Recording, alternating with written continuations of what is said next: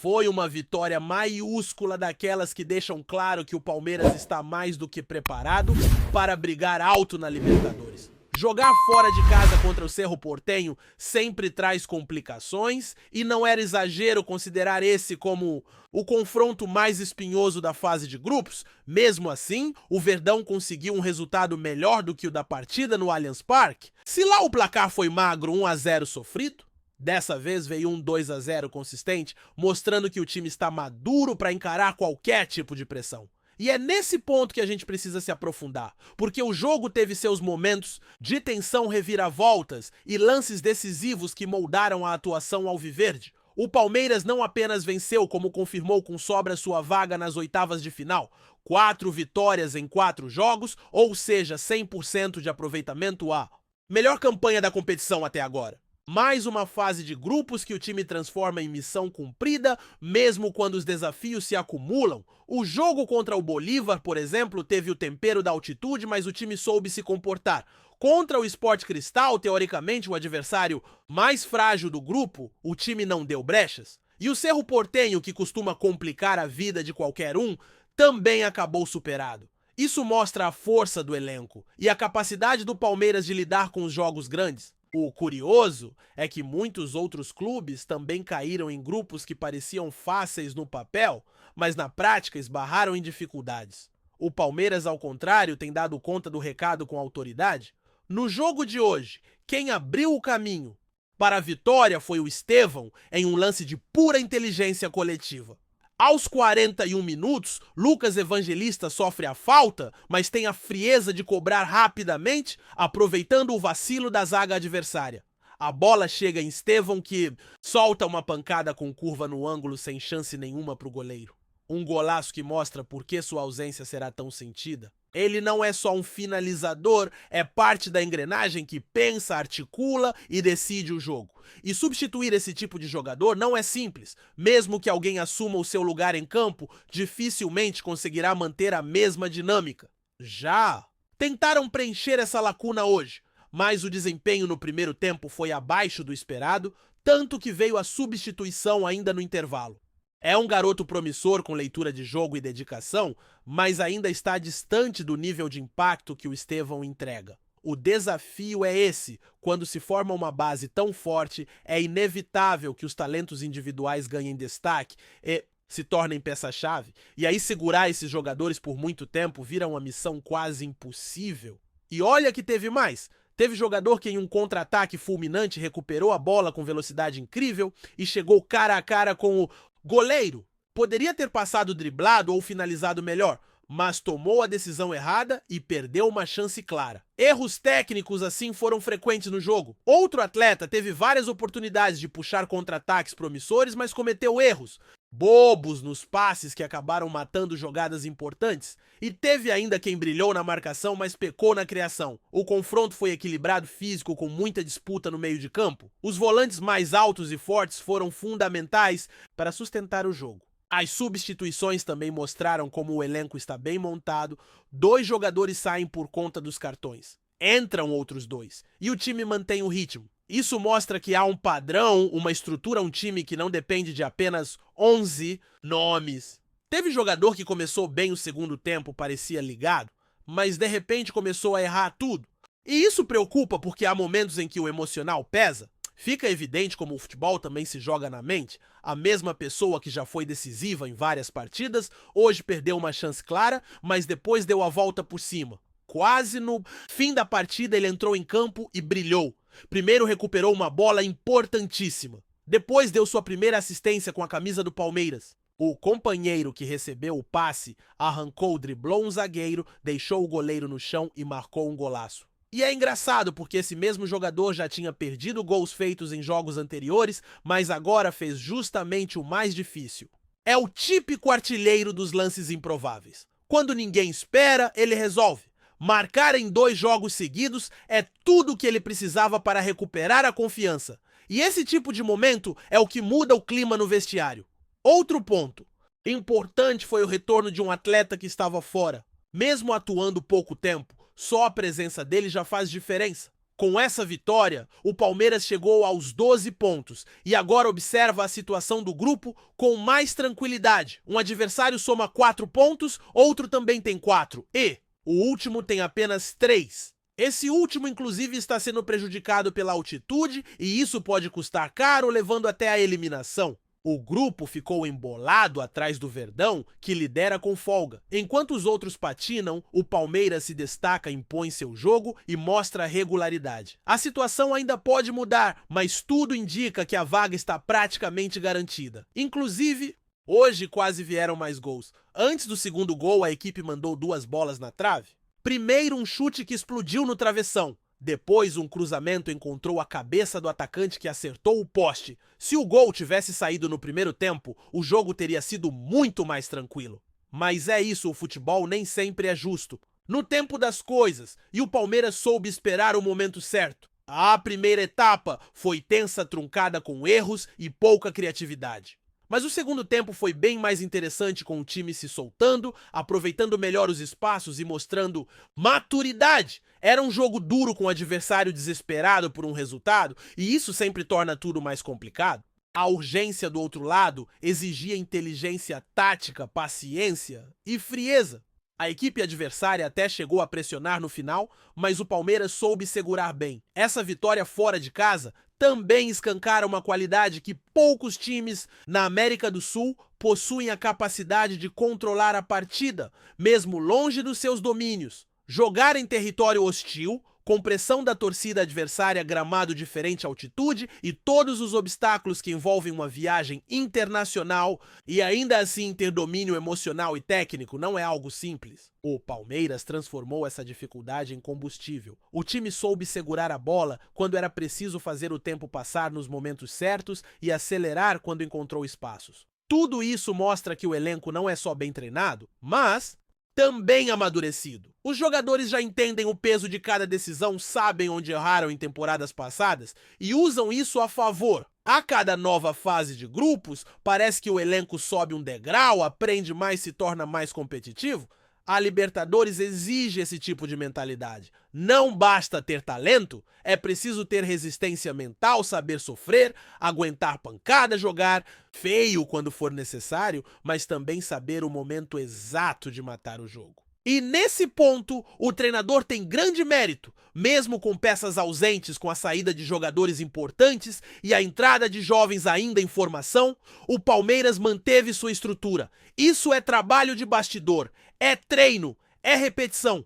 Não é à toa que mesmo os que entram no segundo tempo já sabem exatamente o que fazer. A equipe mantém o padrão de compactação, marca pressão, quando tem que marcar recua em bloco, quando precisa se defender. É um time que respira junto. E isso fica claro em lances pontuais como aquele da assistência do gol final. Não foi só a individualidade de quem driblou e marcou, foi o posicionamento, o tempo certo da retomada, a leitura de espaço, a decisão de não se afobar e achar o passe. Isso é coletivo puro. É o reflexo de uma equipe treinada para tomar decisões corretas nos momentos mais cruciais. Agora, claro que nem tudo são flores. Ainda há questões a serem ajustadas, especialmente no setor ofensivo. Algumas decisões equivocadas em contra-ataques, finalizações precipitadas e momentos em que faltou capricho poderiam ter custado caro. Contra um adversário mais efetivo, essas falhas poderiam ter sido fatais. O número de passes errados, especialmente no primeiro tempo, foi acima do aceitável para uma equipe desse nível. A impressão é que houve certa ansiedade para definir o jogo rapidamente, só que ao invés de controlar mais a posse, o time tentou acelerar e acabou se perdendo em alguns momentos. Isso gera desgaste físico e mental, e foi visível que alguns jogadores sentiram esse ritmo. Tanto que o segundo tempo teve um Palmeiras mais calmo, com melhor leitura de jogo, e isso refletiu diretamente no desempenho coletivo.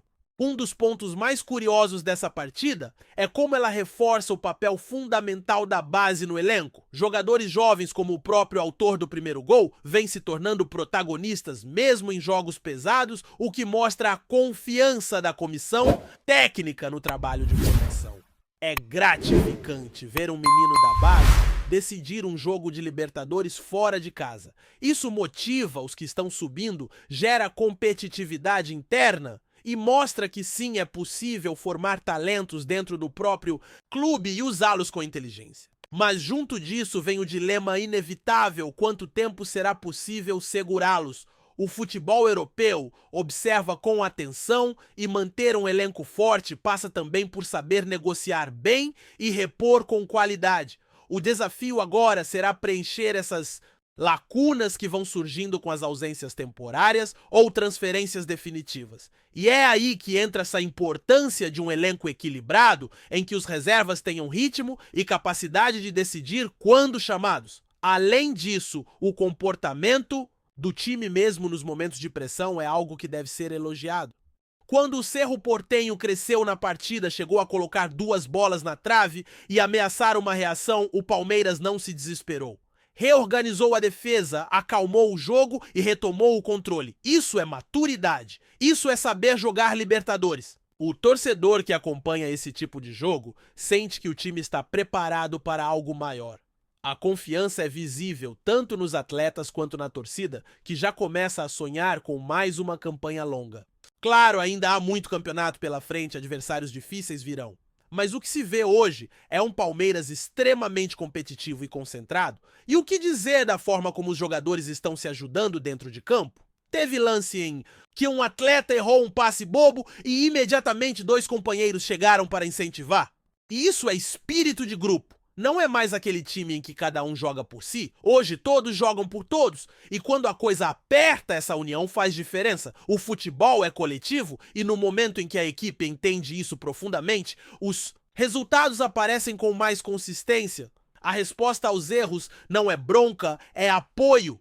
E isso cria um ambiente favorável ao crescimento de todos. Um detalhe que também chama a atenção é o condicionamento físico. Jogar em solo estrangeiro com gramado pesado e jogo pegado exige muito fisicamente. E mesmo assim, o time mostrou fôlego até o fim. Foi nos minutos finais que saiu o segundo gol. Isso prova que a preparação tem sido feita com foco nos detalhes.